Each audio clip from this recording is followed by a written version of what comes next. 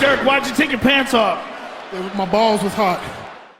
Yes, ladies and gentlemen, thank you once again for joining us for this latest episode of It's Not Cagefighting's preview show. My name is Karl and I am joined as ever by Mr. Max Grant. You alright? And Mr. Tim Close. Hello.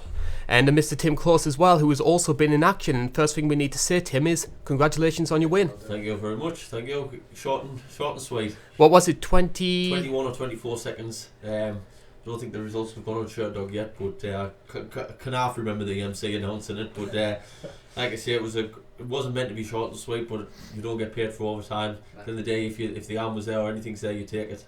It was a 21-second armbar. Yeah, it wasn't planned. I was striking, went in obviously 2 year out in like a bull in a china shop. As you've seen the fight, couple of knees, went over on my ankle. He got in my guard, and then I just got left. When he went for the first strike, I ended up getting his arm for an armbar. So pretty straightforward, pretty simple, really. So you're fresh and ready for another one, but I'm going to wait till next year though. Yep. And what would you say are your future plans then? I recently for this fight started doing a lot of wrestling, which I never did a lot. We did bits of wrestling, but I mean I've actually done wrestling lessons, BJJ lessons and all that. So rather than jump straight back in, the best time to learn, because you can't learn in the fight camp that much. It's too intense sparring and getting your rounds in. So for this, I'm already back training. I'll be back training up till Christmas. Have 2 weeks off at Christmas because you need rest's important as well. And then after the new year, get back, probably fight early March, end of March, something like that. I've got a few options. So the Aycliffe shows, say I'm back on the last man standing. There's Made for the Cage. I've got other options as well. So we'll see. I'm not going to pick till probably after Christmas anyhow, and see, because it's still 8-10 weeks after Christmas. Very rarely you get a fight 5 months before. So I might as well just concentrate on myself rather than the opponent. And after Christmas, try and get 3 or 4 fights in next year. Really, like I say, that was my first fight back in 2 years, so I feel like I've missed a lot. A very impressive performance, though, it has to be said, and hopefully we will be able to get that footage up on the channel later on in the upcoming year. For now, though, we're going to be focusing our attention to matters within the UFC, and also maybe having a look at some of the bigger stories which are happening in the world of MMA over the past couple of weeks. And, of course, a big one considers what happened over at UFC 229, the biggest UFC pay-per-view of all time, Conor McGregor versus Khabib Nurmagomedov. But I think the bigger story isn't so much what happened during the fight, it's what happened afterwards. It was unbelievable. Scenes were unbelievable. Yeah. I was asleep watching. Well, I wasn't asleep watching. I was watching my girl from asleep, and as soon as it kicked off, I was waking her up to have a look at it. It was the night of my fight. Obviously, I'd never drunk for about 8 weeks. I had a couple of drinks, watched it, and I thought I was hallucinating. So I was crazy, like it really. I'll be honest with you, the whole time of the whole fight, I quite calmly collected and watched a fight, and I sat back, and I did not move up my seat while I watched the fight. As soon as I was off it, close to the TV. It was insane. I mean, I don't want to like plug in another show, but on the Joe Rogan podcast, Brendan Schaub called it. He said there's not a chance it can't happen, because you've got 2 countries who are heated for fighting and they're in the same arena. It's going to kick off. And that's saying something considering Brendan Schaub's record of predictions over the last couple of years. Yeah. Mm-hmm. And where do we think it's going to happen in regards to the fallout? Obviously, there were rumours beforehand that Khabib might have been stripped of his title. I still believe he hasn't received his full payment for the fight. Khabib will not be questioning anything that Dana White probably does, you know what I mean? I don't think he'd be shouting on for that pay packet. I think he'd be really treading on eggshells, if you like, to try and not be getting anything stripped and getting a fine and getting banned for however long.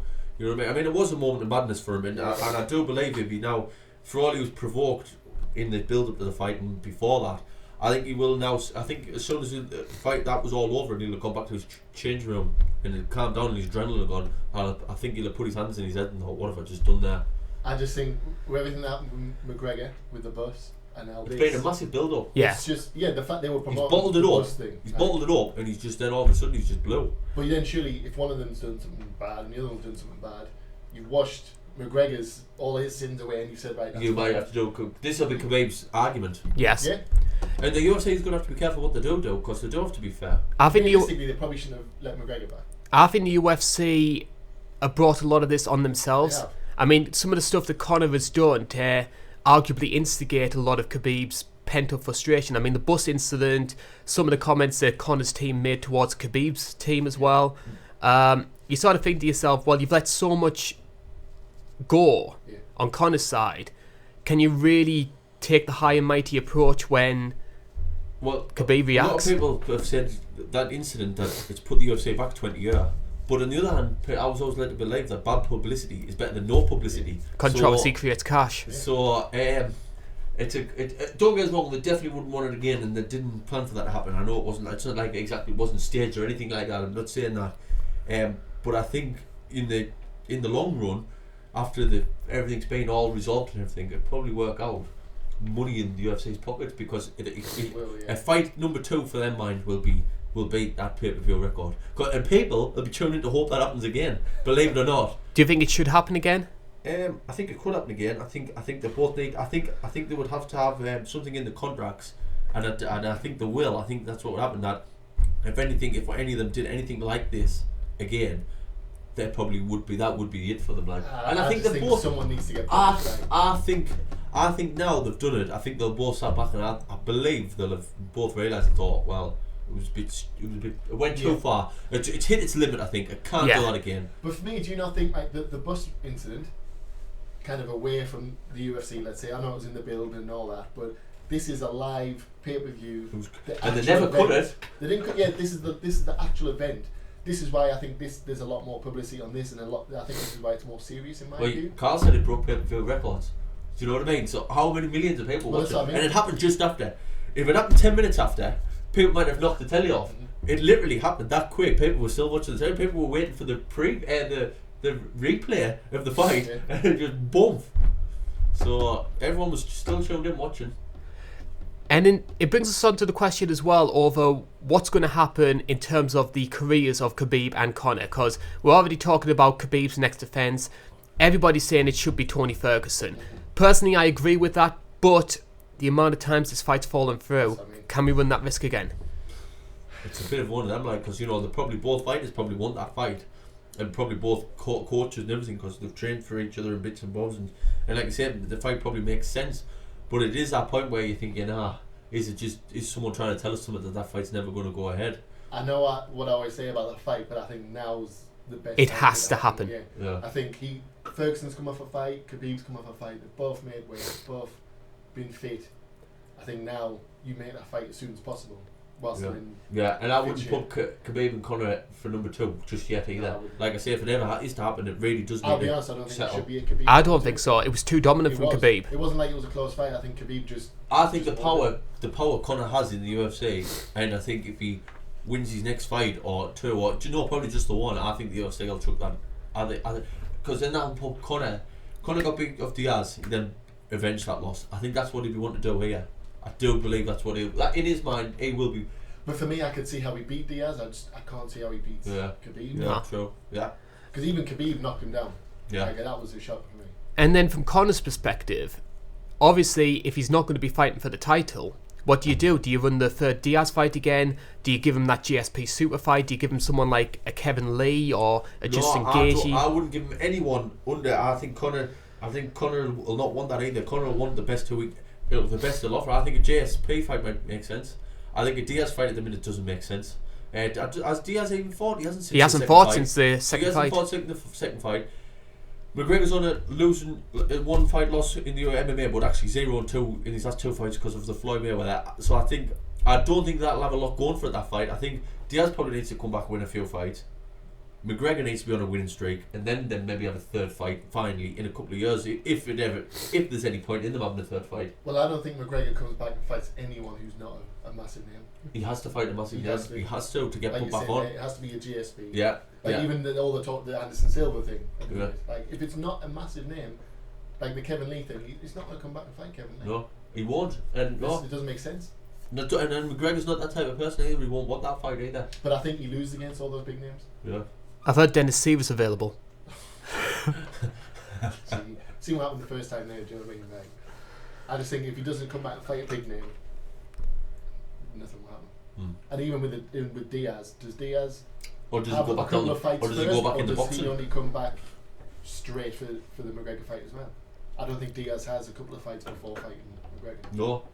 I don't know if maybe Diaz will ever fight again.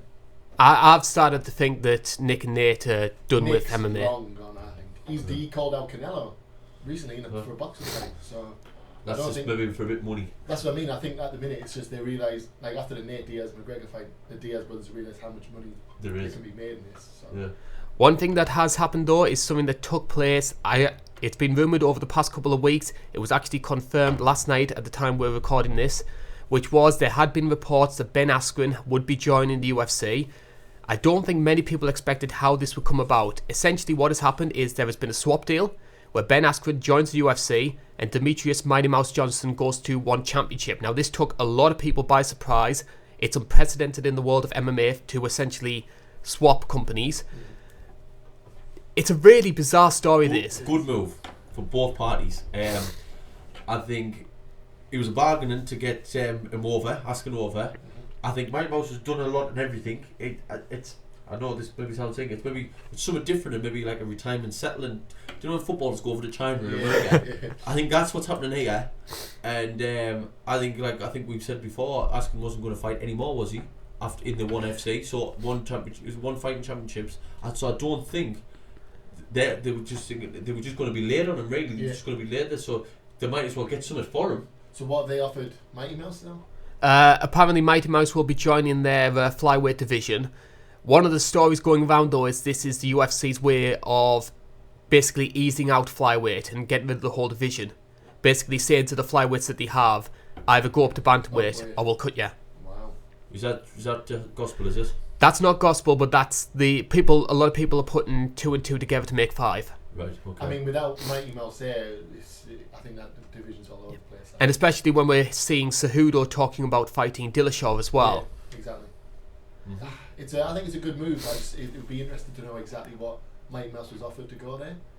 I don't think it took that much persuasion. Well, I know a lot of other companies have better kind of incentives for the fighter over UFC. That's why a lot of them gone back to Bellator. Yeah. I think it's fresh for him. It'll be fresh. It'll be something to try and reign over again. I don't think it's a bad move on both parties. And dare I say, I think the Asian market are a bit more accepting of lighter weight fighters than what the American audiences are. Definitely. In terms of our prelim fights, we'll gloss over these in a little bit more detail. I think the thing that stands out for me in terms of the prelims is, I think the person that most people were talking about before the show was Sijara Eubanks, because there was a story when the UFC was struggling to get a main event for this show.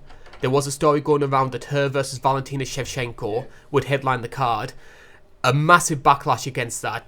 Dare I say rightly so, because that's not big enough to headline Madison Square Garden by any means. It's not. However, it's not big enough. You can't tell people they've got a title shot and take it away from them. That's not fair. Like, if you're going to say you've got to fight, then you've got to keep it. And I mean, I came in for a lot of backlash. I was basically saying on social media, and a lot of people were really jumping on the Sijara hate train because of her reaction. But if you promise someone, if you're a fighter who has a 4-2 record, and you tell them you're going to headline Madison Square Garden, that's going to be the biggest moment of your career. And to get that taken away from you, it's quite... Yeah. And then do you think she gets another chance at that title anytime soon now? I think so, yeah. I mean, she is the number 4 ranked flyweight in the world. Personally, I think Caitlin Chookagian fights the winner of Valentina versus Joanna. But you can easily make an argument for Sijara to be around that sort of but do you think picture. Her reaction, do you think that's fine? Like, I know she kind of went a bit... Her reaction wasn't fine. I think she was quite extreme in that regard. But I think the UFC have given her a decent compromise. They've given her a fight at Madison Square Garden. Yeah, it's on the prelims, but I think that's a good way of... That's a good sort of apology, as it were. I mean, that shows how much she wants it, though. If that's definitely. And like I say, that's a big shot. Yeah. And against someone who's... It is. And against someone as well who she actually already fought and beat on The Ultimate Fighter as well. Yeah. And that's the thing. I think in her head she thought, right, however many days notice it was, 9 or 8, something like that. You've got that many days notice to train, whatever shape she was in, to fight someone that you know you can beat. I think that's an opportunity she would have loved to have got and to jump at. And I think to take that away from her is, like I say, it's a hard place to be in because I don't think that's a headline fight. No. I don't think that's a headline fight at all. At Madison Square Garden, no. But I wouldn't have done it that way. Maybe I would have maybe waited to know who I had and just say, look, you're a possibility, possibly. You know what I mean? Yeah. Not say you've got this fight, this is guaranteed, and then take it away from me. And on the subject of that fight, did you ever think there would be a time when Roxanne Modafferi would fight at Madison Square Garden?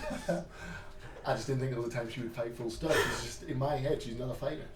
Like, just everything about her, she's just, I can't explain. She's too friendly, she's too, like, cute and fluffy and just really nice. And what's it? I forget her nickname. I always forget her nickname. The Happy Warrior. The Happy Warrior. I don't know. Red suits. She's sort of like MMA's version of Amy Farrah Fowler. I just think she can fight. It's just an odd. Whenever I see her on a card or see her name mentioned, I'm just always like, oh man. There's an awkwardness there for me. I don't know why. I don't know what it is, but Madison Square Garden's a massive event for it.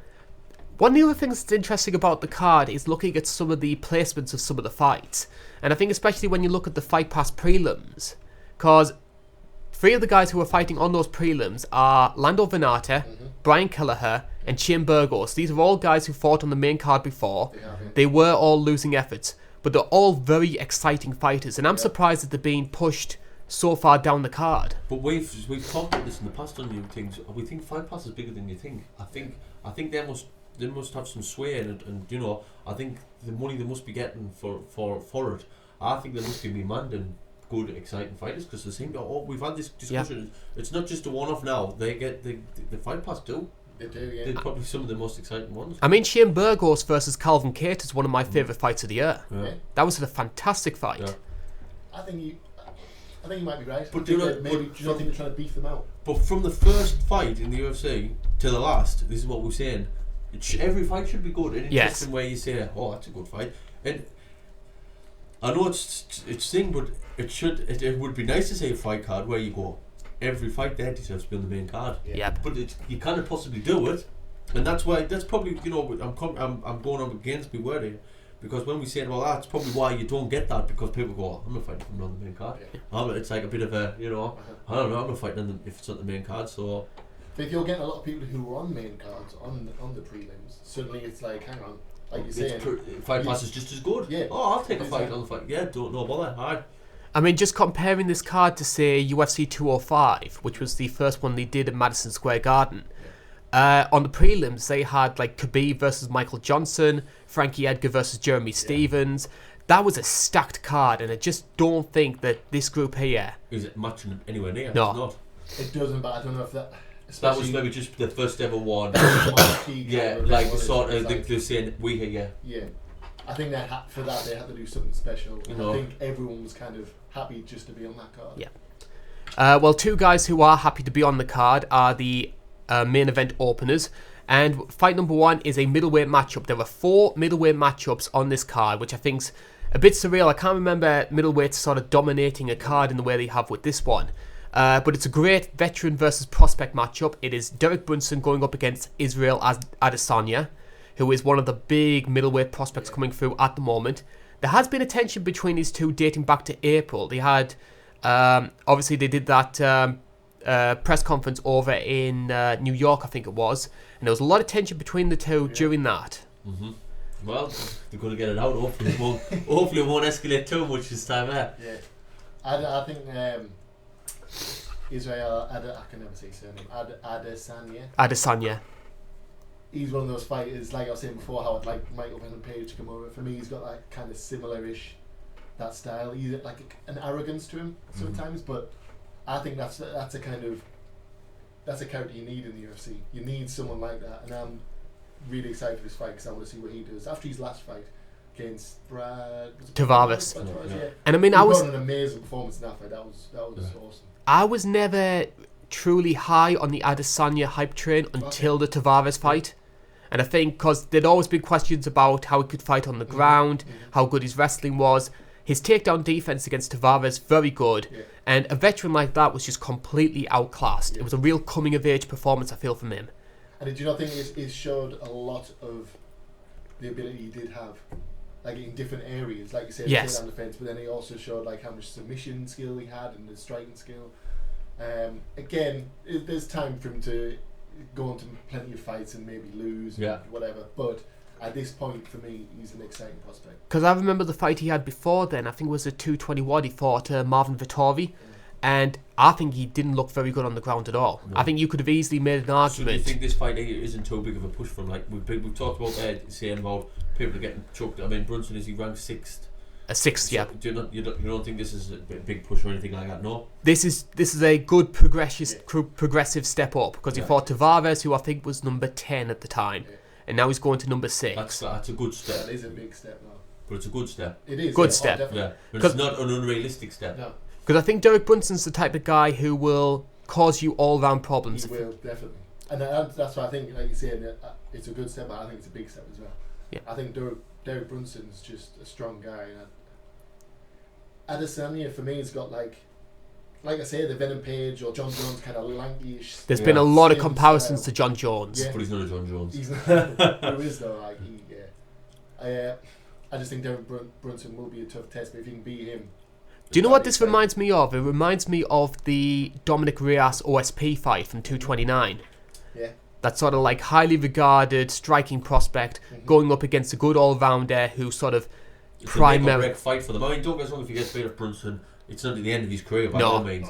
But I think, like I said, this is like, okay, you win this. His coach would be saying, this is a major fight, really. You win this.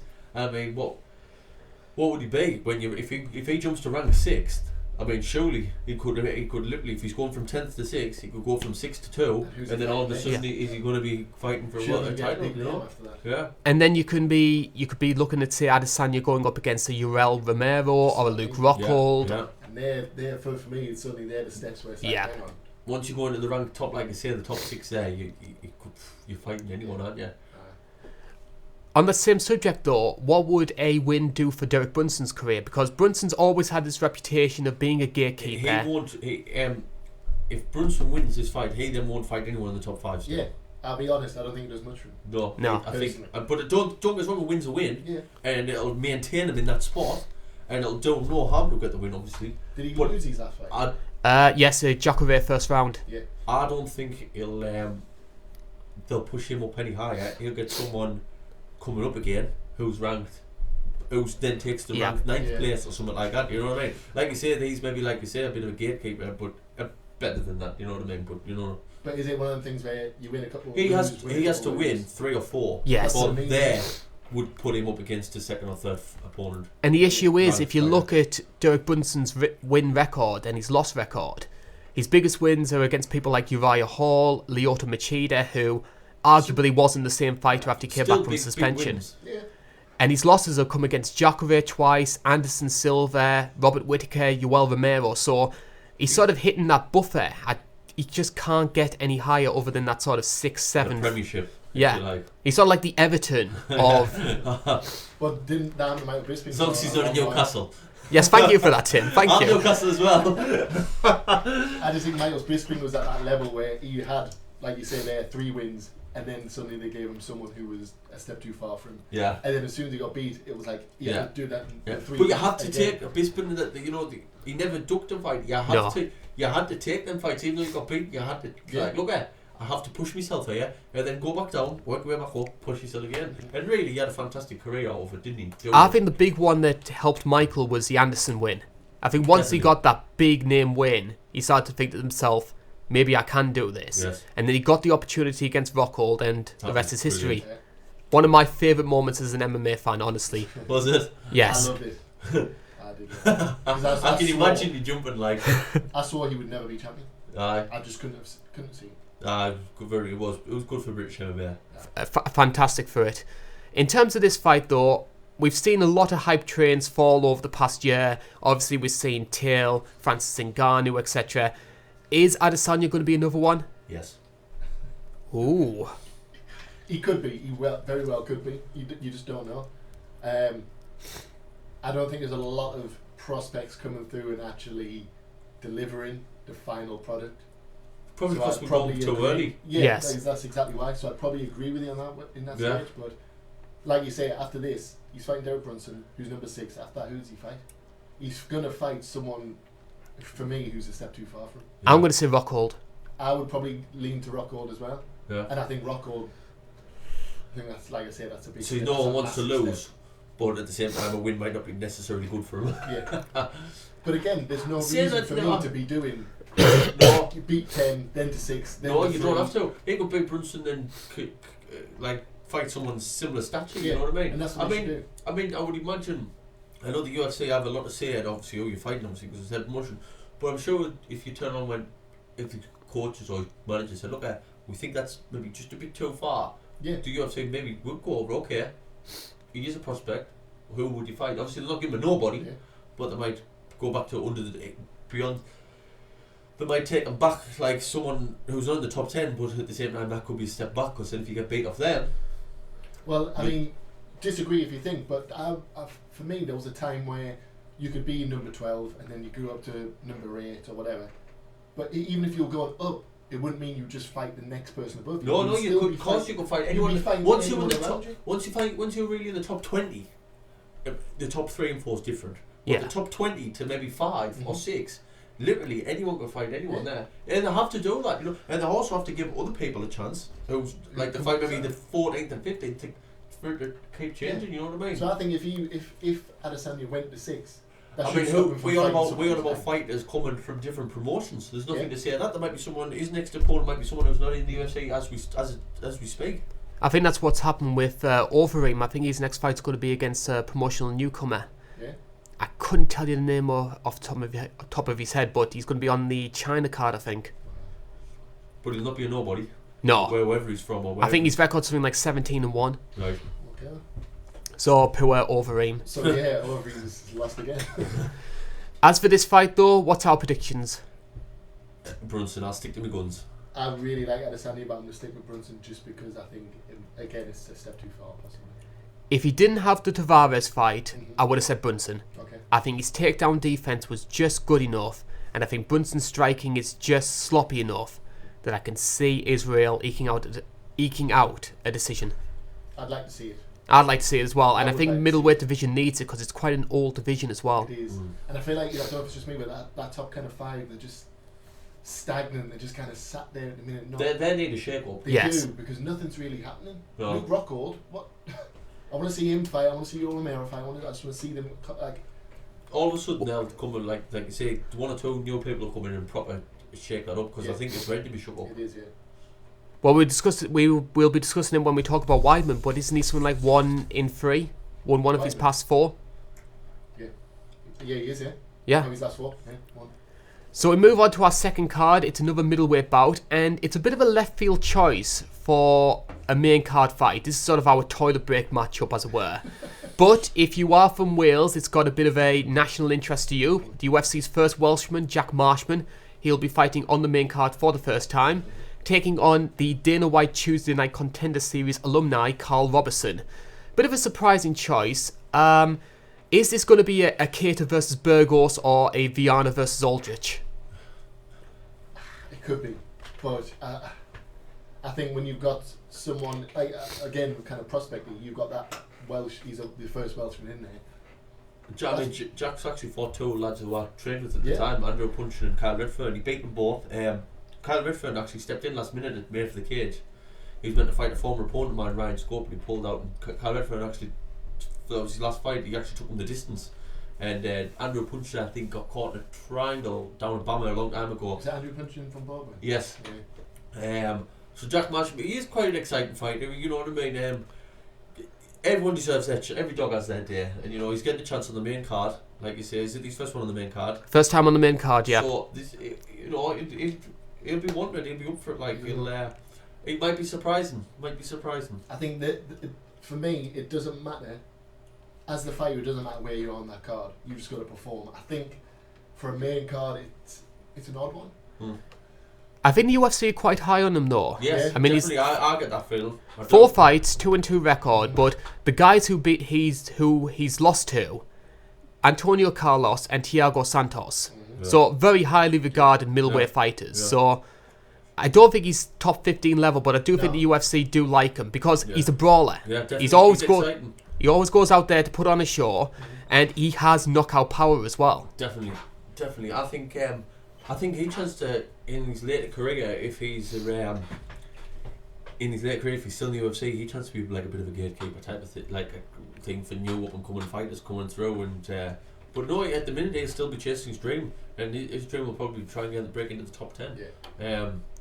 And like I say, with knockout power, he could win this fight, potentially go on to fight someone else, and like you say, could just catch the shot. You know, UFC's like him. What he's got quite heavy hands, like you say, and really he's up there with he's 2 wins away from, and 2 good wins away from being up there. You know what I mean? But also he could. That's easier said than done. Also, he's Welsh. I mean, and if he gets on a good run, you know the UFC will be coming to Cardiff. Yeah. Oh, Yes, yeah, definitely. I mean, they've got a few Welsh on now, haven't they? Brett Johns is Brett on. Johns. I Yeah. love Brett Johns. Yeah, it was. Is there a third one? No? Am I making that up? Maybe not. But like I say, if they get another Welsh, you're right. The will. I mean, they've been to Scotland. Why not go to Wales? Have they been to Ireland? Yes, I think there's been quite a few cards in They Ireland have, before. I know they have. The Welsh, if they went to Cardiff, though, I think he needs to pick it. He needs to get this win. He needs to get another. Yeah. win. Yeah. 'Cause once he I mean, starts I getting don't that think they'd be looking probably even to make a main event. Nah. I mean, he would have to obviously then go on and he would definitely have to win his next 2 or 3 fights to take him to Cardiff to be main event. But I mean, just put up him, Brett Johns, and maybe a new Welshman on the card, and also people from England put a couple of good English lads. Yep. It's no different from me going there to London. Do you know what I mean? I think there's always 2 British cards a year. One of them's always the card of the O2. And I think they change it every year. It was Liverpool this year. It was Glasgow the year before that. So Cardiff's a good call. Cardiff's a very good call. Actually, what's even better call? Newcastle. No. Yes, I like that. That would Yeah. be great. Well- UFC 80, wasn't it? Was UFC 80, I was going to say. BJ Penn and BJ. was it just Joe Stevenson. Yeah, I think that was the... wasn't Verdum on the card as well? possibly. I remember Paul Kelly and Paul Taylor. They got fight of the night. That was a good. Paul Kelly. Is he Scouse? Yes, Is he not? Did he not get done for he heroin or got, he something? got done for that drugs, Dealing something like drug, that. yeah, Aye. Paul Kelly. That was. I remember that being a good fight. So what, they should bring it back. I would love it if they brought I it back. can't think who else fought. I think Colin Robinson fought. He fought Stephen Strove. There was a couple of That's an awesome card. there was a good That's fight. unbelievable. I can't think of who else fought on the card. It should really, but it was a long time ago, so you have to excuse us. It gives us the opportunity, though, to talk about Marshman's opponent, which is Karl Robertson, who really sort of made his name on Tuesday Night Contender. It was a 17-second knockout of Ryan Spann. Held in high regard by the UFC. He's had a win for the promotion. He's also had a loss against Cesar Ferreira. It's a good matchup, this. Very good matchup, because I think both guys bring it. Both guys are very aggressive on the feet. I think it will be an exciting fight, actually. Yeah. I wouldn't like to call it, if I'm honest. Short fight. Possibly. Mm. Definitely on the cards. Yeah. Definitely on the cards. And that's why it's on there, in Yeah. my opinion. Yeah. 2 knockout power lads. What if it's like one of those back and forth fight of the night? It could potentially Could be. be. But again, with sorry, what's his name? Robertson. Yes. He's like very well known for his submissions as well, not just he's Every KO fight power, starts so to. I think they might have a I can hit out of the new crack. Yeah. And But that's then if someone gets knocked down, then it's to the ground. And that's one of the worries I have when it comes to Marshman, because the times I've seen Marshman in his UFC fights, his takedown defense is not very good at all. And I think Robertson's going to exploit that. Mm-hmm. Especially if Marsham's getting the Better. better. But even not, they're at a major professional level. If they feel like the groundwork's going to work for them better, they might not even trade. It depends. Depending on how good this fight is, depending on what their strategies are for Yes. this, their game plan is for this fight. Because, I mean, there's been so many times when people have expected like a stand-up battle, Yeah. and then one of them just tries to take it to the ground straight away. Yeah. You I can't. think that'll kill the fight. Yeah. If that happens. Yeah. What's our predictions for this one, lads? I'm going for Marshman. I can't call the fight, but I'm going for that purely because for 2 lads like I say I've trained with at the time, he is more towards English and everything else. He's I don't know. I would like to say him, like I say, he's fought on Made for the Cage, which is my manager's show. So I would like to say anyone do well like that, really. So I'm going for that. I think I'll go for Robertson just because there's that possibility of taking him down to ground Yeah. and getting that submission. I'm going to say Robertson's submission. Probably I'll Feels be like wrong that's- one. I feel like that seems to be like Marshman's weak area. Yeah. Yeah. Could be that. And he'll exploit that, won't he? So match number 3, we are going back to a ranking fight. David Branch was supposed to be taking on Jacare Souza. Unfortunately, Luke Rockall had to pull out of the card. Jacare has been moved into the co-main, and taking his place against Branch is Jared Cannonier, who is making his middleweight debut. It's a bit of a strange thing to have what was a former heavyweight fighter dropping down 2 weight classes. It has been done before, like Dan Henderson did it, Vitor Belfort as well. I think BJ Penn actually had a fight at heavyweight. He's fought at every single weight class going. I'll tell you one, and you might not remember him. He was on Michael Bisping's tough. He was called Ross Poynton. Yes. He was light heavyweight in Michael Bisping's. He'd actually fought at heavyweight before that. And I've seen him fight down cage rage at lightweight. Wow. Lightweight. You look it up. He fought at lightweight. He went from heavyweight to light heavy to middle to welter to light. How? Don't know. I remember Travis Brown saying if he ever went to light heavyweight, he'd have to cut his leg off. He did. Some people, it's just not. It's not possible. Well, isn't Travis something like 6'8" or something like that? Insane. So yes, but no, that is crazy. I mean, I'd like to say big. I mean, Alistair Overeem mentioned he was at middleweight, so it's crackers like how people do it, you know. But yeah, it is quite weird to see it. I think there's certain weights you should stick between. Yes. Like that one. That's insane. But when you look Simon, you look it up tonight. Have a look at him, watch him at lightweight. Seriously, he doesn't look bad. He didn't look a bad lightweight, Ross Poynton. So did he look? He looked healthy. Heavy. Heavy. No. No. Sorry. What? He suited them all. It was quite. It was quite crazy. I mean, I would like to know. I mean, he doesn't fight now. I'd like to know what he actually. I would imagine he walks about. Probably, I'd go for middleweight. Really, he probably bulked up for heavyweight. Realised the lads were too big for him. But like I say, he got in the Ultimate Fighter at light heavyweight. And then you look at the adverse of that, and you look at someone like Rumble Johnson, where he was trying to cut down to welterweight, and he just had none of that power. He was just getting taken down so easily, and I mean, he was a nothing fighter at welterweight. Put on the muscle, went up to his proper weight, a light heavyweight, and he was knocking guys out left, right, and centre. I mean, really, he could have been champ. I honestly believe he could have been champ if it wasn't for the fact. I don't think his heart was in it anymore.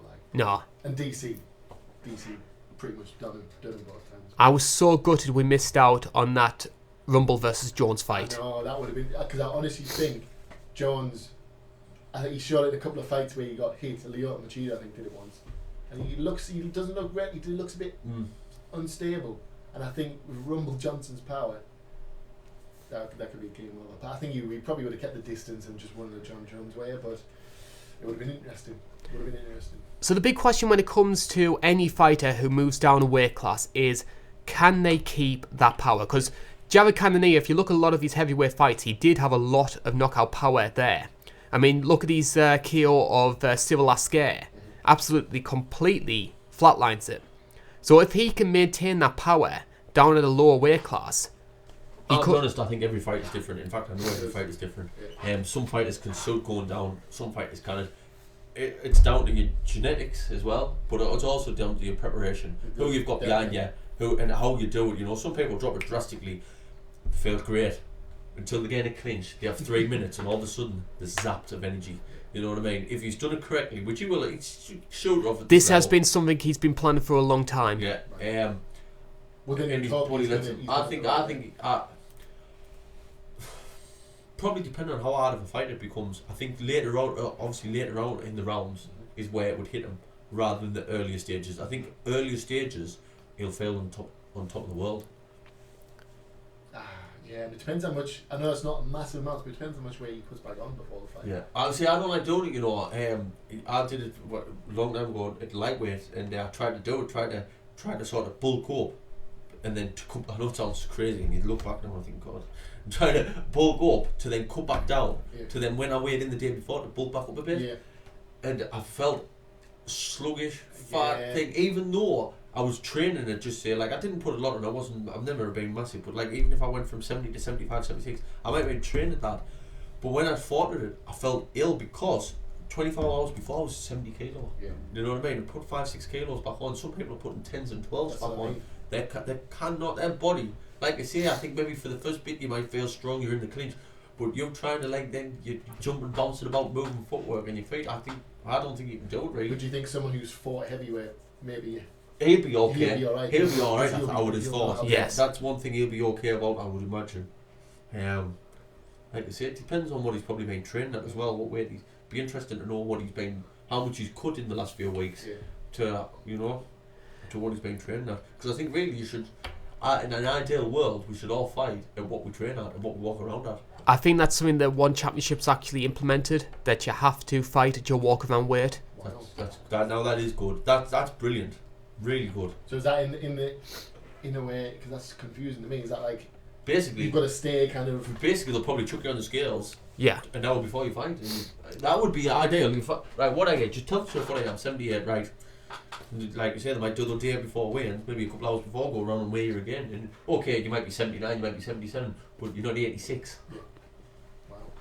So the story about Cannonier has sort of taken away sort of the focus on his opponent, which is David Branch. Yeah. Now, I've sort of been a low-key David Branch fan ever since he was in the WSOF. Thought something like had a 10-fight winning streak. He won the light heavyweight and middleweight titles with the promotion. Yeah, he's 37 years old and maybe doesn't have enough time sort of at that sort of elite level anymore. But he can cause you a lot of problems. He's definitely worthy of a ranked 8th position. Yes. He is. Definitely. He might not be going for titles, but he's definitely up there. Like you say, 37. How many 37 year olds, depending on what your body's been through and everything else, some 37-year-olds are brand young. Yeah. And some 33-year-olds are Wasn't finished. it like Randy Couture who fought till he was like 47 or something like that? He won a title. Was he 44, 45 when he won a title? Did he come back and fight? Was it Tim Sylvia. Tim Sylvia. Aye. Fantastic. I'm like, but like I said, some people can tune themselves and look after themselves. Some people burn themselves out from being, some they might not have fought the MMA thing, but they might have been doing karate since they were 10. And like I said, they've had however many fights and however many training, not resting in between fights, and they burn themselves out in late 20s. I think he's the kind of, for that age, It's good. you like you say, being ranked 8th is probably a good position for him. Yeah. If you're talking about him being ranked in the top 3, And maybe the fights are maybe more difficult for you. and with his age, he maybe isn't shouting at the UFC to That's what I mean. fight the ranked third or go for a middleweight. He's maybe happy. For his age, that's He's a good maybe, Yes. I think that'd be he's a maybe good just position happy, to just be plodding on, fighting newcomers in the Yeah. weight and anyone bringing in the middleweight, anything like that. I think he'd probably be happy just to compete at that level. And to be honest with you, he's doing himself no shame, is he? Yeah. No, and especially the Thiago Santos knockout. Yeah. Because I think a lot of people had Santos down to win that one, and Branch did so well. For me, when it comes to David Branch, I think we saw the best and worst of him when he fought Rockhold. Because, I mean, he rocked Rockhold quite early in that fight and could have very easily finished it. But then Rockhold managed to survive it, got it into the second, and on the ground he just had no answer. No. And I think that's again, like I was saying about him being 8th, going up to them bigger fighters. If you're fighting in that kind of area, suddenly 37 is like, hang on, this is a bit old again. I know there's been fighters in there of that age, but for someone like for Branch, I think maybe that's a bit too far for him. I think he's in the right area. Yeah, but just imagine if he had finished him in the first Well, round. there you go. Yep. What would be happening to him? Title shot, or would it be another case Probably of fighting number 2? Yeah, he and would. got a title shot straight away for Branch. I don't think he's the type of person who's shouting for titles, though. Even if he beat Rockhold, I don't think he'd have been shouting out and asking I don't think he would for a world title. I think he's at his level. Yeah. Yeah. But I think this is a good level match. How old's Cannonier? Cannonier, I think he'll be about 33, I think. So when you go from, people don't think 33 is old and think 37 is, but God, it's 4 years. You know what I mean? It's not a lot. So what are our predictions for this one then? I'll go for Branch. I will. Yeah. I will. I think. Yeah, I do. I believe he'll win the fight. How, I'm not 100%. He might get an early finish. I think Branch is just, he's used to that weight. He knows what he's doing in that division. I think Cannonier, coming from heavyweight, it's going to be, he's going to put weight on, but I think it might be a bit too much for him. I think I'll go Branch as well. I think if Branch wants to take this to the ground, he gets himself an easy win. But I think the need to try and prove himself and to maybe go for that big highlight reel knockout, I can see him trying to stand up, and if he does, Cannonier has a chance. If he was bright enough, he'll go for what's a win. Yes. Yeah. Never mind a highlight reel. Go for the win. Yeah. Because, I see it go unpopular opinion, I think he would have beaten Jacare. Yeah. I think Branch would have beaten Jacare. I'll be honest, again, it might be go against what you used to think, but Jacare, from when he first came in, anyone who's going against him, I think he probably could beat him. I mean, he's not as, I don't know. There's not this kind of like, I don't want to say aura, but there's not that thing about him now where I'm like, you know what? Fear. No, Yeah, the fear. there's not. I think it's been taken from him. Like, I'm not saying he's not a good fighter. I just all these opponents, I think They know how he works. Yeah, and I think they could win. So I think you're right. You probably could have. So we move on to our co-main and our final middleweight fight of the show. And it is Jacare Souza, who is stepping in on 2 weeks' notice to fight Chris Weidman in the co-main event. Weidman, of course, was set to face Luke Rockhold, a rematch from UFC 194. Rockhold, unfortunately, had to pull out, and Jacare was drafted in from the David Branch fight. Is this the right replacement choice, in your opinion? Probably maybe been the only one. Yeah. UFC's done it now, and it's worked out all right, haven't it? Yeah. You know, he's put the. It's still a good fight. It is a good fight. It's- He's trained for a fight as well, so you know he'll probably went well. Okay, you're moving up a bit more, and you're fighting Weidman and everything else. So I think it's a good fight for him. Weidman's still got a fight of someone who know really, and obviously he's not like someone like not known, if that makes sense. Yeah. He's still a good fight. I think all those top 5 people. No one's lost out. No one's other. lost out in the fight really. No, Have they? not at all. You know what I mean? And it was a matter of time before those two fought. I The- think the top 5 people are all just Yeah. fighting each other here and there until there's a. Like I said, we do need a coming shake. Yeah. It needs a shake up in that division. 100%, because I know it's the top 5, but they're like, for me, there's nothing there that's setting them apart really. Any of them could be 5th or 2nd or 3rd, or there needs to be something that goes in there and shakes them. I think the only guy that's sort of really broken into that top 5 recently was Kelvin. Yeah. And he, I think, against Weidman, you've seen the size difference, and it was suddenly like, I don't know if it's too far of a step for him. I would put forward a name though, and I want your opinion on what you think this fight would have been like. Chris Weidman versus Paulo Costa. Okay. For what ranks Costa now? Costa would have been, I think he was the number 7, I think. Why was that mentioned? That was a lot of people were putting 2 and 2 together and saying that once Rockhold pulled out, that Costa was going to be drafted in because they wanted him to fight Romero originally on the card. They wanted Costa to fight Romero. I honestly think, however much this fight's probably better, I think that one makes more sense to me. Yeah. Because Weidman's, like you say, he's had 3 losses, 1 win. I don't think he should just be jumping straight back in that. Like after he won his last fight, and him and his dad were saying like, "Oh, I've been here this long and blah blah blah." Bisping, where you're actually fighting all these people. You've lost 3. What you talking about? You can't shout. And I think you haven't got a demand. Yeah. You haven't got a right to demand. You haven't. And I didn't understand it because you've lost 3. Of course, we're going to judge you this way. I think Fair Weidman. enough, the 3 you lost against were good names. Well, no. I think Weidman's attitude in those losses has been quite poor. Yeah. Because, and I think they were fair losses as well. Yeah. He deserved to lose against Rockhold. Romero, he definitely did. Definitely did. But I think he's still got a cave in the side of his head because of the knee. And then he gassed himself out against Mousasi as well. Yeah. And there, for me, I think that proves to me they are better opponents than him. But Weidman, he's not ducking anyone. He's not. No. A lot of people who've had that loss get a dent in confidence, or actually you'll probably say it to maybe Dana or whoever. Look at, we could do with maybe a win. Like obviously, once again, none of nobody, but someone maybe outside the top 10, give them a chance. Give them a look at this is your big chance here. You're ranked 12th. You're fighting coming up against ranked 11, 3rd. But he hasn't. He's saying no. I'm staying in this top 5 circle. So. And we know the Weidman can do it at the top level. I mean, obviously the 2 wins over I think that's why he's Anderson. not ducking, because he hasn't lost his confidence and he probably knows he's better than what 2 wins over Anderson, Machida, Belfort. So he has beaten big names before. And I mean, think, it was like you said, it seems to have been an attitude change. He wasn't beaten for that amount of time, wasn't he? When he originally won the title, he hadn't never lost, had he? Yeah. No, had he? No, he hadn't lost. He had. He hadn't lost. He hadn't. Yeah, it was Right, like, yeah. what was he, 17 and hours? What was he as big as? I thought he was Something about like 10, that. 12 Maybe maybe, less, when he fought Silver. Maybe got 15 or something like that. Yeah, it could be that. Yeah, I think his attitude though is. He hasn't I took feel the like loss, when and he was first here, he was just this nice kind of. Yeah. Guy who was But do you not think they all doing that? They all jump on Yeah. that Conor McGregor bandwagon. It's honestly, you either have it. Bisping did it. Bisping tried to do it and you just thought, I've seen him for so long being alright. Yeah, he had a bit of an attitude, but like Big, they went I think too Bisping much. was always like Yeah, cocky, but they went was too always- much. They were trying like too much chucking things about and turning up Yeah. late and all. And you thought, no, that's McGregor's thing. like you don't all have to follow suit. You know what I mean? It doesn't seem wide for me. No. The worst one for that's Colby. Oh, he is the. And do you know who else is as bad as? Oh, he's so bad. Kevin Lee, I think, can't. He's suddenly started trying to do dressing like and everything. If you've never seen him before, you think, oh, he's like another Conor McGregor. Then you can maybe get a real. But when you've seen them be nice, you'll be all right, and then they come in like that, you think, oh. Michael Johnson. Did anyone see the one? Who was he against? Gaethje. Oh, is this a press conference? And he said, I don't want to say what he said, but he said something about eating a piece of crap, basically.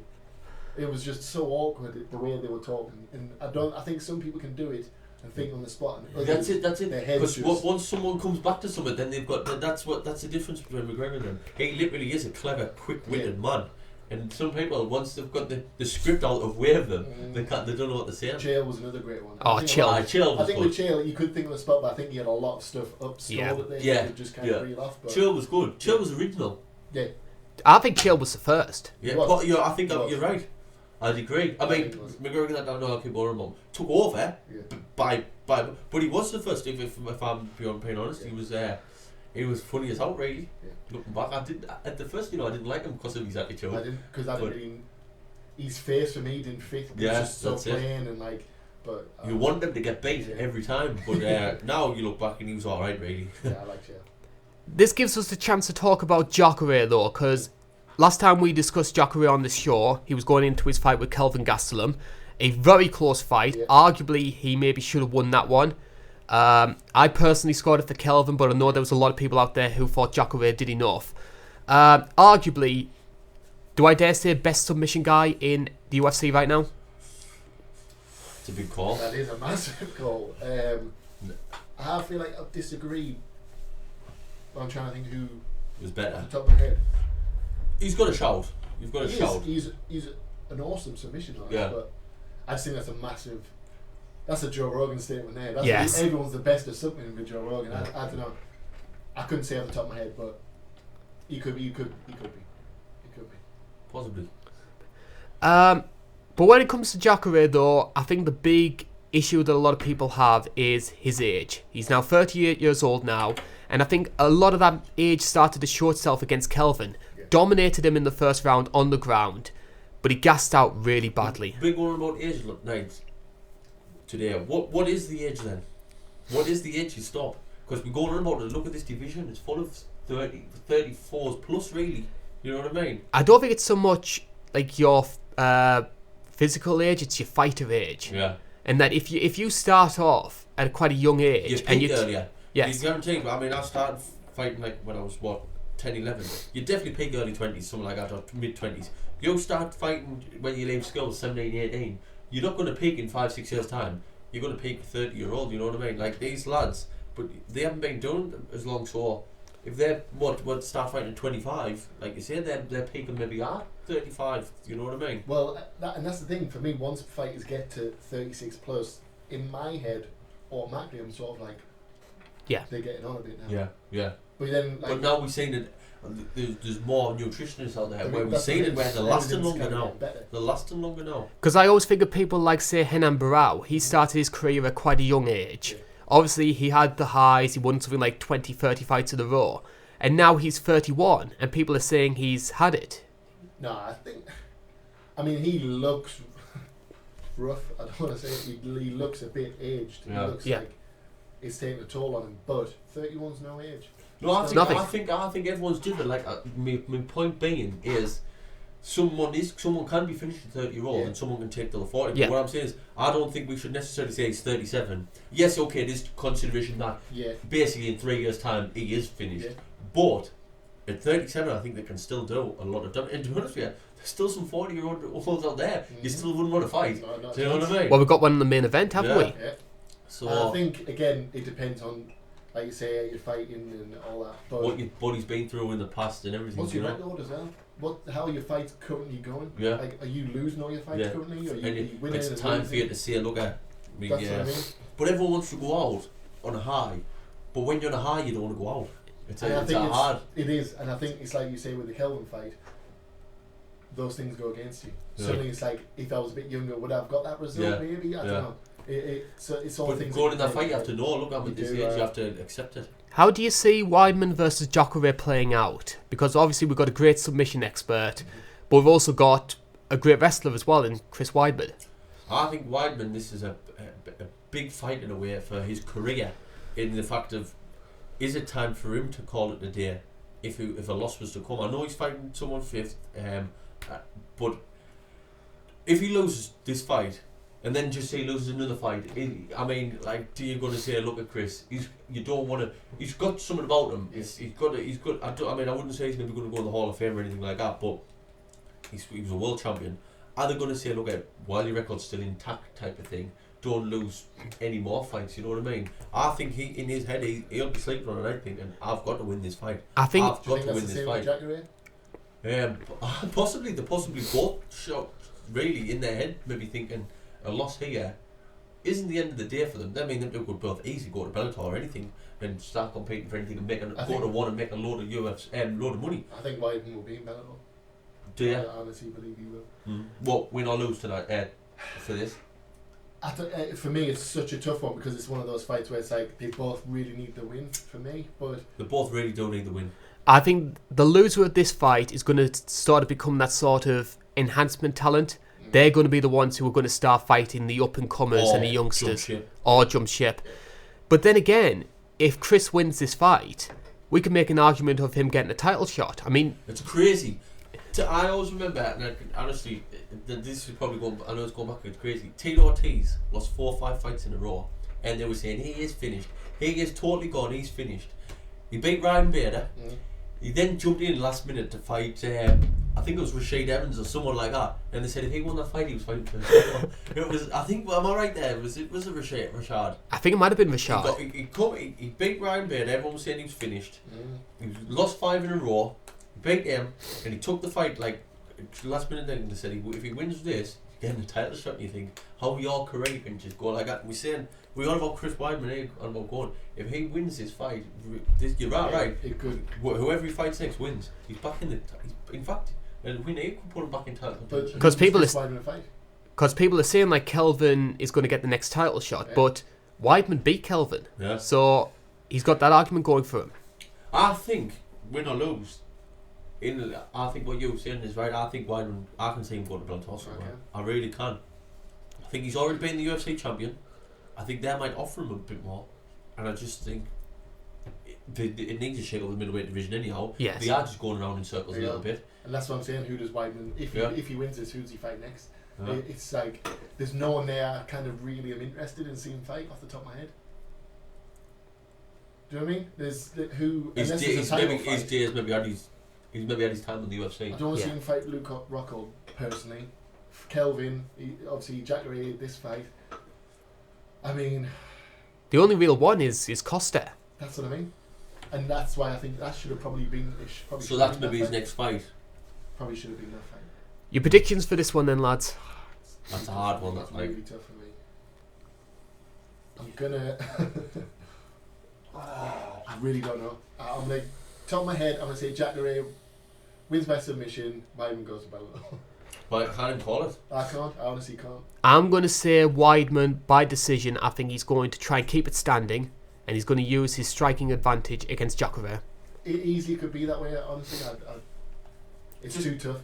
Because I've never called it, never not called it. I'll say Weidman, but I'll be honest with you, I don't know. And I think this is the type of fight that they could have 3 fights or 4 fights, and they could win 2 each. Type of crack.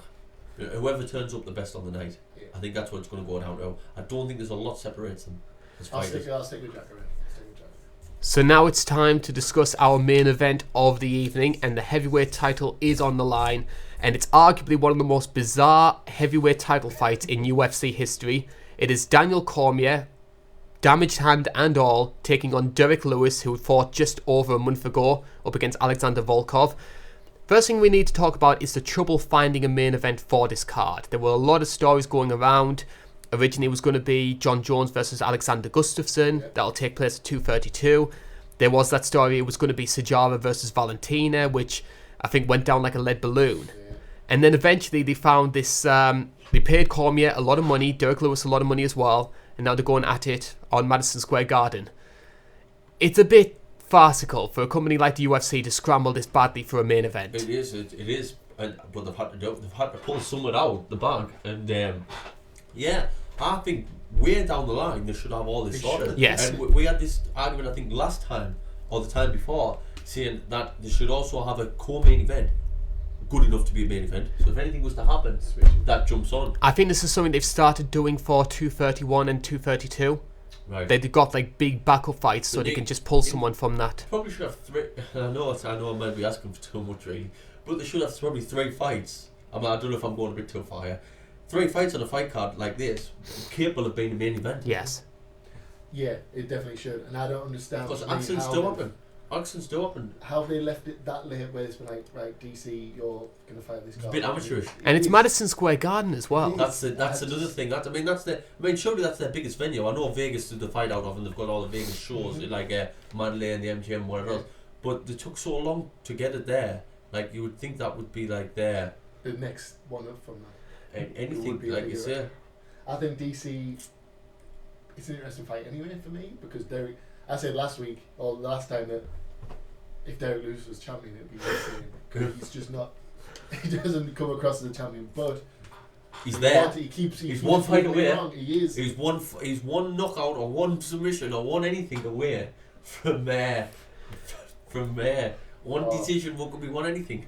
Because the thing is, a lot of people have written off Derrick Lewis, saying, "Oh, he's just a joke. He's just haha. Let's laugh at Derrick Lewis." The guy has won 9 out of his past 10 fights. It's not a joke. He's not a joke. That's what I'm saying. Each time I always go against him, and he always proves us wrong. So are you going to go against him? I have to. I have to only because this is the biggest of all the steps. Do I go? No, we're calling about chucking people up and being fairy tale stories. Is this one that could make a movie? It would have to be. Who would play Derrick Lewis though? Derrick Lewis. Imagine Derrick Lewis knocks out Cormier and wins the belt. What's his reaction? I don't even think he's that bothered. I think he's just like, yeah, I'm going to take my pants off because I'm not going to say it, but yeah. He always just comes out with a mad line out of nowhere. I just don't think he would he not be a People's Champion? He would. Oh, it would be a great feel-good story. He would. Yeah. I'm just picturing the idea of Derrick Lewis versus Brock. That could be a realistic fight if Derrick Lewis wins this. I think if Derrick Lewis was to win, the amount of people that would jump on the bandwagon to fight him, would quite give Dana White a headache. And I think Dana White would probably choose Brock Lesnar over a lot of people to fight him for pay-per-view record sales. But the way Derrick Lewis, I know he doesn't talk like a McGregor or Chael, but he's funny. Yes. I like funny better. Yeah, there's a charisma. I like funny better than disrespectful. There, so that's something for me that they should push. They should push that more.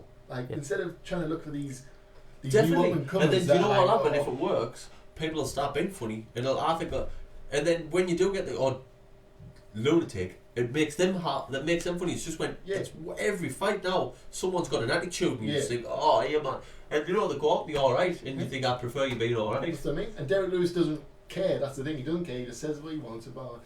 Maybe they should have kind of looked at. I know, to be honest, it was kind of a shock. It's not something you can kind of plan with Derrick Lewis, I don't think, but that's something they should have maybe tried to build up people that are getting on an actual win streak rather than they want to, they're talking and they're exciting and whatever. Maybe go for people who have got a good record. Yeah. Push that maybe. And I sort of feel like the focus on Derrick's sort of comedy has maybe downplayed just how good he is as a fighter. Possibly, and that could be his strength. Yes. That could be a major strength. People underestimate him. Yeah. And there's nothing I don't think Cormier is unprofessional to underestimate him. And he'd say he won't underestimate him, but deep down his head he probably thinks, well, this realistically is my win. Yeah. Which could go very bad. But I still can't see him. No, I can't. There's my prediction there, but he's definitely in with a shout. The thing with DC is he's been dropped, but he can take a power punch. Yes.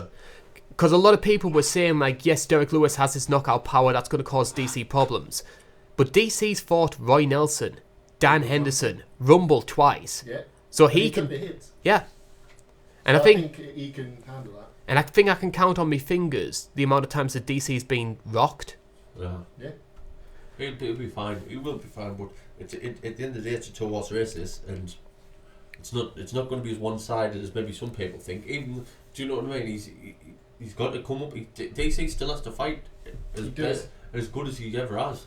And I think the thing with Derrick Lewis is that punch can come at any time. Yeah. It can be the 3rd round. It can be the 4th round. Is Derrick Lewis going to come the best we've ever seen? Or for all he only fought a month ago, is this going to be something like? I've seen a lot of interviews with Derrick recently. He looks a lot leaner than he used to. Well, he's just come off a fight, and I think he's still in shape. And he'll still be. You could probably just carry on. Training from here. I think he'll be coming into it. And his head will be in it, mind. Yeah. His head will not be all over. His head will be so into it. He's got nothing to lose and everything to gain here, mind. Everything. I think we do need to talk about Daniel Cormier though, because obviously the last time he fought, he made UFC history. First man to be the light heavyweight and heavyweight champion. Knocked out Stipe Miocic in the first round. Absolutely amazing achievement. We can't overlook just how good this guy is. I think he's amazing. Brilliant. I remember when he came. Was it from Strikeforce when he came in? Is that where he come from? Yeah. And I think he won the Grand Prix there. Yeah, knocked out Bigfoot and then beat Barnett over 5 rounds. Mm-hmm. And I thought him coming in, I honestly at first I thought it'll be a step, but he'll be straight in that top 5 kind of position because he was just strong and he's got. Thing is, he's a good wrestler and he's got knockout power as well. I think he's just a. He's great all fighter. round. Yeah. And arguably, he's got more power at heavyweight than he did at light heavyweight. Yeah. The only difference is with that. The only downfall is he's fighting people with more power themselves. But yeah, he's definitely getting the more power. Yeah. Like I say, it depends how the fight goes. If it finishes early, then okay. But the more and more goes on, the more there can just be that random flurry from Derrick Lewis. It just comes out of nowhere. And it's like, hang on. And heavyweights are the most unpredictable. Yes. Yeah. By a long shot. I would like to think that DC's knows what he's doing, being there. He's been, like I say, he's been hit with that power punch before. And he can cope and take the fight. And I think the big advantage as well when it comes to DC is the wrestling. Yeah, definitely. Because Derrick, the times I've seen Derrick seems to have little understanding of what to do on the ground. I think he was once asked in an interview what his approach to ground fighting was, and he said, "Stand straight back up." He's honest. I think DC's just. I know he's small, but he's so strong. He's unbelievably strong. He's going to be too good, isn't he? He reminds me a lot, dare I say, of Fedor. Fedor was very similar sort of build. And it was. Yeah, he seemed. I love Fedor. Just the way he grabbed him and tipped him down. Like as if they weren't even there. Yeah. So quick. Yeah, I think I'm going to have to go against Lewis again, because I always have. But he could surprise us. I don't think he will, because I think DC is just that. It's just an all-round complete fighter. He's been there, done that. He's knocked out some of the best. He's taken punches from the best. I think he got it easy. I'm going to go Cormier second round submission. Yeah, I'm going to go submission. I'm going to go Cormier. I don't know whether I want him to, because I like a good champion. I think, and also I think Cormier winning would then open the door to him and whoever. You know what I mean? Could it be Brock or could it be? I don't know if there'd be a Jones or anything like that. But whereas Lewis, I don't know if he got the win, what would really go on there? And it would probably be he would be champion. I don't think he would ever defend it, type of thing. So I think for the UFC being good, I think DC should win it. But I don't know whether I would like him to win it, if that makes sense. Yeah. We all like fairy tale stories. Yes. I think DC. I think DC TKO. Yeah. Gets him to the ground and just does a Khabib on him. Yeah. And I want you to, we'll conclude this a little bit. I want you to finish off this sentence. If Derrick Lewis wins, I will... ... I'm trying to think of a Derrick Lewis answer. We'll have to wait. We'll have to. Oh God. I'll do something Derrick Lewis would do. Where's Ronda Rousey? You know what it is? I'll do his celebration. I like his celebration. But he's insane. I don't think. Let's see what happens. Let's see what happens. Do you think the whole world's behind him? Nah. I think from a 50-50. I think 50-50. I think the professional side of the sport will want Derrick to win. Oh, no, DC. Oh.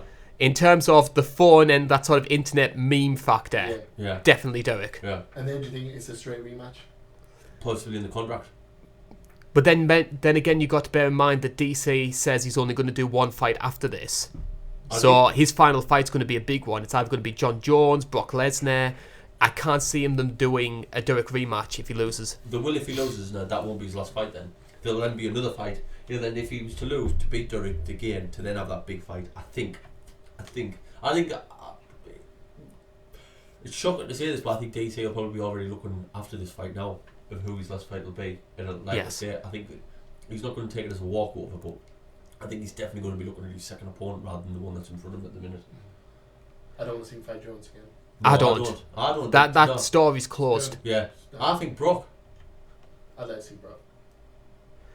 So that brings us to the end of the 2:30 preview show. Maybe not the strongest card in the world, but there's still a lot of good talking points. Yeah, Definitely. Derrick Lewis being number one.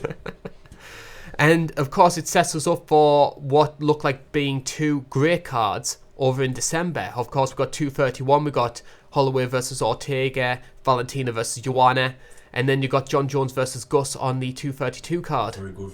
Jones, because I've been waiting for so long, too long. So I'm so excited for that, and I hope it lives up to what it's going to be. Yep. It will be. So that's the end of the preview show. My name's been Karl Bainbridge. You have been watching It's Not Cage Fighting. That's been Max Grant. That's been Tim Close. Thank you. And we hope that you will enjoy UFC 230. Bye bye for now. Let me shake my